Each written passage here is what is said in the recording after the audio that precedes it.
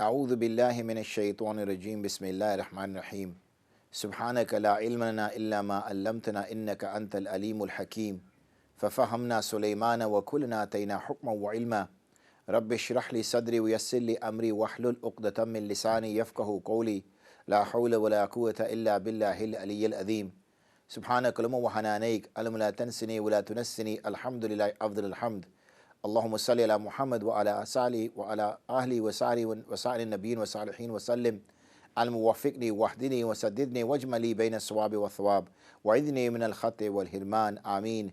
Assalamu alaikum wa rahmatullahi wa barakatuh, and welcome to another episode of Questions and Answers.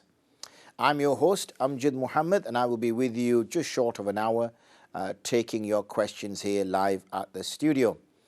We had a slightly different program last Friday, nice mixture, different speakers. Some came into the studio from Bolton, from Manchester, and we also had somebody in London via our Zoom. So it was a very interesting program, good couple of hours. We were talking about Muslims breaking into the mainstream, especially through business. What were the problems that the Muslims faced? How could they get circumvent around them? And we also had the views of our guests in terms of what does the future hold for Muslims in the UK and for Muslims in the West in breaking through into the mainstream, particularly in the business area. We had the Director of Faith Finance, which is a new organization that's set up recently, that's looking at making a payment processing product which is Sharia compliant, in that there is no riba and there are no sharait which are problematic. It's the first of its kind, and trying to promote it to Muslim charities and Muslim businesses. We also had Maulana Hussein in, who is training to be a GP, also a scholar, and runs a business called Nikah, I think something to do with Nikah, can't remember the exact things. And also we had Umar de Costa al-Shahid as well from London, who was coming in speaking on behalf of Muslims network, entrepreneur network, I think, or something like that. Anyway, that is, I apologize if I've not mentioned them correctly, but you know who they were. And we had a good long conversation over the 2 hours, tackling all sorts of things. It was very interesting. We had a phone call or two as well, coming in to get some people's views with regards to the business. That should be, if not, is already available on the YouTube channel. So please do go there. If you did miss it, it is worthwhile going there and watching that. Anyway, we're going to get back onto today's show. So as for today's show, the number to call is 01274 214 299. That's 01274 214 299.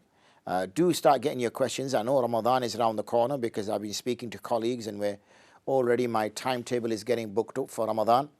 Already, inshallah ta'ala, my i'tikaf has been booked, I think a month or already 2 months ago. So that was already booked, and over the last few weeks we've been arranging when I'm going to speak and what the timetable is going to be for me whilst I'm there in London. I'm going back to London again for i'tikaf. We're also been, obviously, zakah is something which occurs here, so I've had a couple of meetings with a few charities, and then obviously I'll be sort of delivering some master classes on how to calculate your zakat. So they are getting booked in as we speak. And also there is a online training program that I deliver lessons for once a year, particularly at this time of the year, or some topical lessons throughout the year. So they've booked me in again for speaking about prayer times, for speaking about moon sighting as to when the new month should start, for speaking about nullifiers of fasting, and also to speak about zakat, I think, if I'm not mistaken. So again, that's going on as well.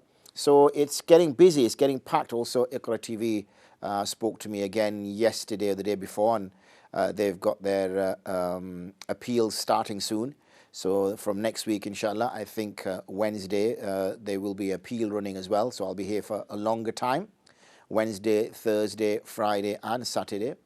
And that will run until Ramadan. And then we will have a daily appeal during Ramadan around Dhuhr time. That will be for the 20 days before I travel. So it's getting busy, it's getting packed. You should also be now, mentally preparing yourself for Ramadan, what you need to do. My son was talking to me about, when I expect Eid to be. So he's looking at taking some holidays. He was supposed. It was his supposed. It was supposed to be his turn to go on itikaf this year, but I remember when I came back and we had a few conversations. He goes, "Abaji, it's okay. You go.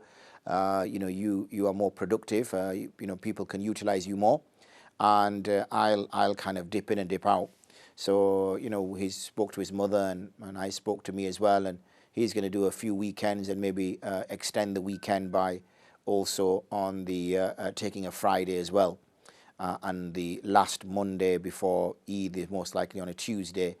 So he's getting those days booked off now before other people start booking them off, and then he's stuck. So start making your plans. Ramadan is just weeks away. A person who prepares and plans will benefit more. The person who just walks into Ramadan, sleepwalking, is not going to take any benefit from it whatsoever. So please do take benefit from the Ramadan that's coming. In preparation for that, you must have lots of questions that you want answering. So, get onto the call. The number to phone is 01274 214 299.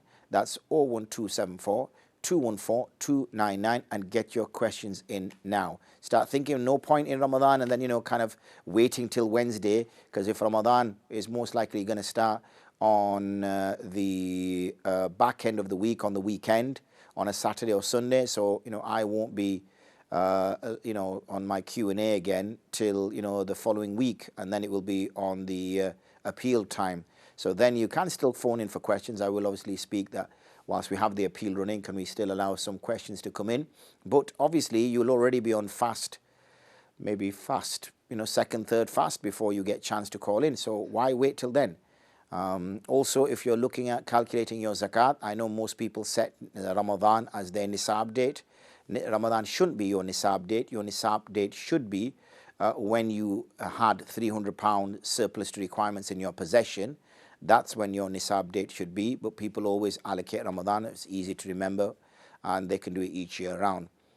So those are the things we're going to speak about. Whilst we're waiting for the calls to come in, we're going to start to take some questions from the group that we've already had some on there.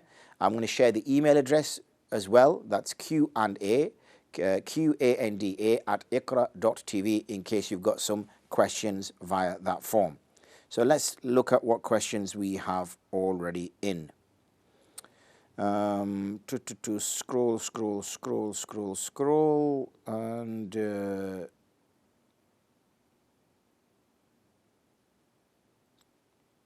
we have it.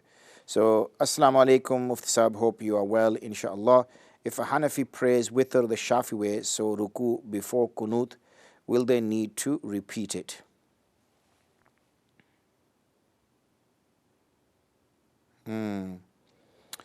Praise the witr the Shafi way, so ruku before kunut. I'll need to look into that just to remind myself. So let me deal with the next question. Assalamu alaikum wa rahmatullahi wa barakatuh. Is it permissible to pray in the first Methyl if there is no room on the plane and no time to pray in the airport? Wa alaikum assalam wa rahmatullahi wa barakatuh. I've answered a similar question previously where somebody said that the masjid that is in the locality prays according to that. And the answer is the same. If you're going to change your prayer time permanently, then yes, you can do so. But if you're not going to, then that, according to you, is not the start of Asr. So if it's not the start of Asr, then it's praying before the time the prayer starts. So it is more sound then to pray after, as in qadha, because qadha is valid for you, but this is not valid for you. Next question. Anonymous questioner. Assalamu alaikum wa rahmatullahi wa barakatuh. After using a razor shaving around the back passage, I prayed dhuhr without much discomfort. However, whilst I was doing istinja for Asr and I wiped tissue there, following water, there were red blood marks on the tissue paper. Spots of blood on tissue. I poured more water and wiped tissue, but blood spots showing when wiped. I assume I must have cut myself in the process of shaving the hair.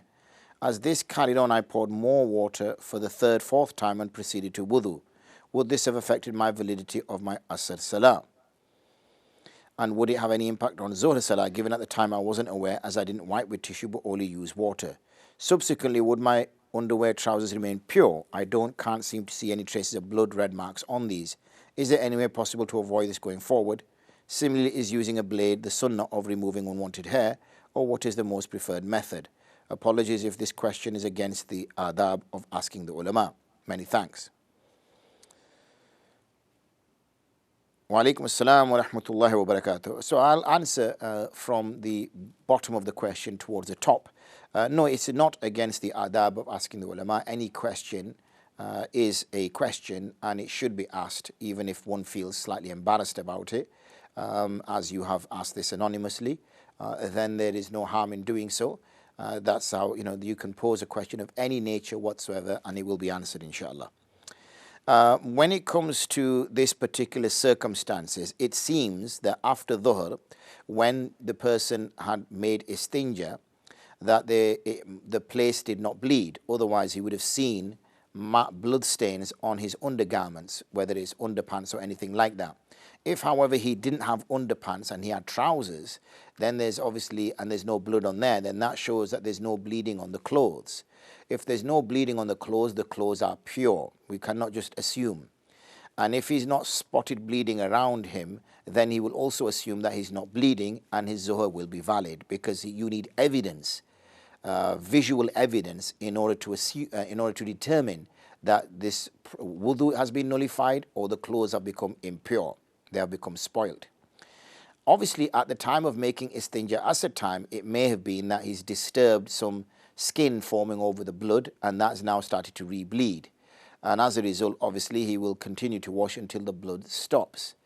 And once the blood has stopped, and he is sure that the blood has stopped, then he would go and make wudu. Again, it is about evidence, visual evidence. Once you have determined it, then one can move forward. With regards to, removing hair around that area, sensitive area, an area which is difficult to see for obvious reasons, and obviously can cause a person to cut themselves, then it may be better that they use some kind of hair removing lotion. At least with that hair removing lotion, obviously make sure that this hair removing lotion can be applied in sensitive areas, and that would mean that there's going to be less cuts there, and obviously you can remove the hair without hurting yourself. You ask about what is the sunnah method of doing so. The sunnah method of doing so would be via razor, but obviously because the razor would not be as sharp as the razors we are using now, it may be better to not use a brand new sharp razor, but use a razor which has been used a couple of times, a few times, so the sharpness has gone a little bit. It's gone slightly blunt, not blunt, but slightly, as what happens when you use a razor 3 or 4 times. So then it's not too sharp to cut. And also obviously be aware of, pardon the language, the curves of your body. So therefore you're not running the blade sideways, but you're running the blade down. In that way you can ensure that you can avoid any cuts in the future.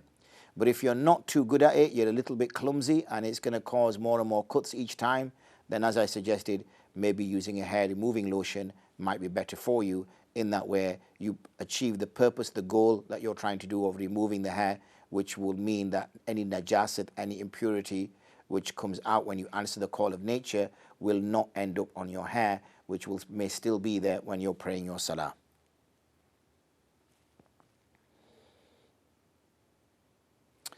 Next question. Assalamu alaikum wa rahmatullahi wa barakatuh. Is it permissible to pay a bus driver to stop for salah en route?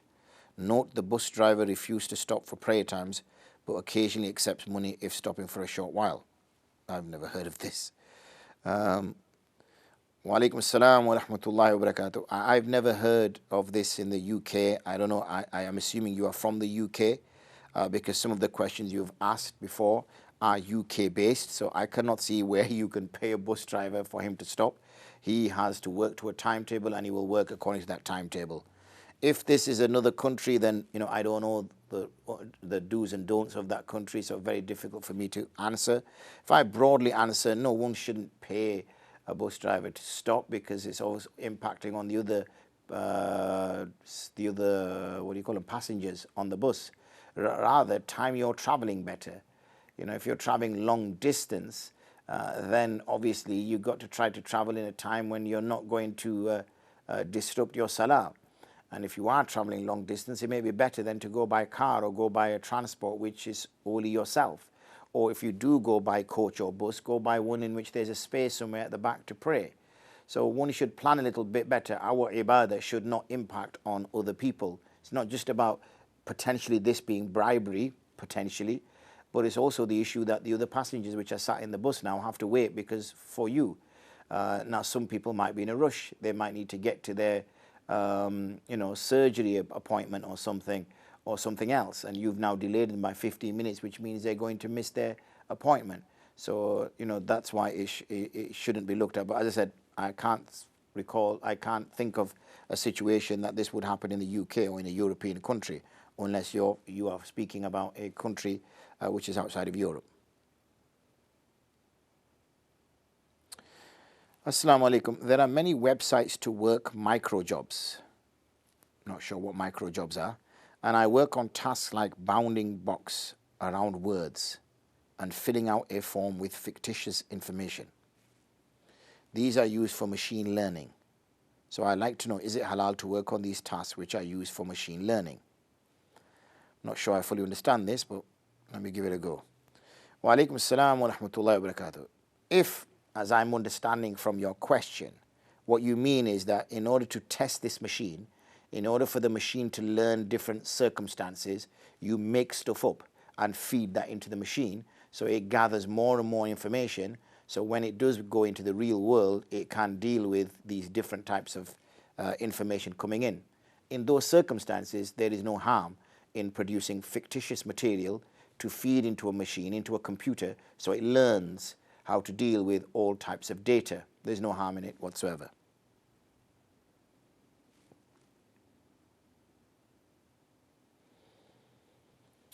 So we're on to the last question. Alhamdulillah, we're fast approaching break. So if you've not had chance yet, now's a good time to make a call, because we will be going for break. And then, as I said, there'll be less time on this side and also on the other side. So let me deal with this question. Assalamu alaikum wa rahmatullahi wa barakatuh. Hope you're well. I had a couple of questions.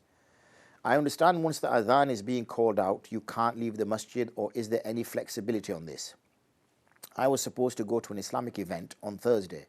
However, the person I was supposed to go with got a bit late. I was inside the mosque, the Adan began, and in the middle of the Adhan, I got a message to say, come out. I excused him and said, I have listened to the Adhan. Can I ask, is it ever appropriate to leave the mosque in the middle of Adhan, or is one sinful?